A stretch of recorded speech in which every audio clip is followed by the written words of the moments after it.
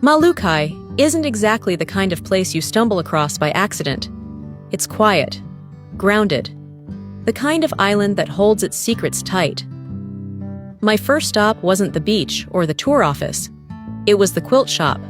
I told myself it was to pick up a few fabric samples for the island hopping retreat.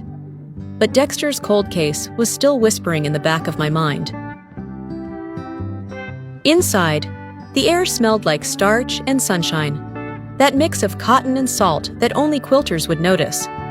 The owner greeted me with a smile and asked if I was part of the island hopping quilting tour. I nodded, then casually asked if she carried any native or traditional prints. For just a moment, her expression shifted. Not fear. More like hesitation. The shopkeeper told me a story. A few months back, a man dropped off several bags of scrap fabric. He said they were from an old estate that he was cleaning up.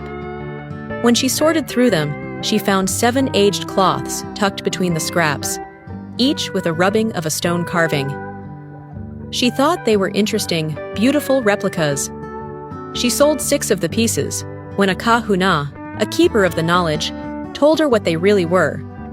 Rubbings of ki'i pohakwe, sacred Hawaiian images carved in stone. She said they weren't replicas. They were actual rubbings.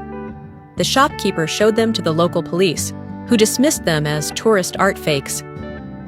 Only one remained. The shopkeeper hesitated when I asked to buy it, and I hesitated too. Was this tourist art? Or was this tied to Dexter's case? I paid for the rubbing and a handful of bright fat quarters, just to keep up appearances. Back in my hotel room, I couldn't shake the feeling that I'd just crossed an invisible line. I opened Dexter's encrypted files and scrolled through the case notes. Photos, shipping records, artifact inventories. And there it was. One of the smuggled ki'i pohakwe matched the pattern on my cloth, down to the smallest curve. The same relics that were replaced with fakes in the cultural center 15 years ago. As always, when I want to needle out a problem, I turn to my featherweight. While I sew, I think, who would risk making rubbings of sacred stones, and why hide them in bags of scrap fabric? Maybe it was guilt, maybe it was a warning, or maybe someone wanted these patterns to resurface. When the time was right.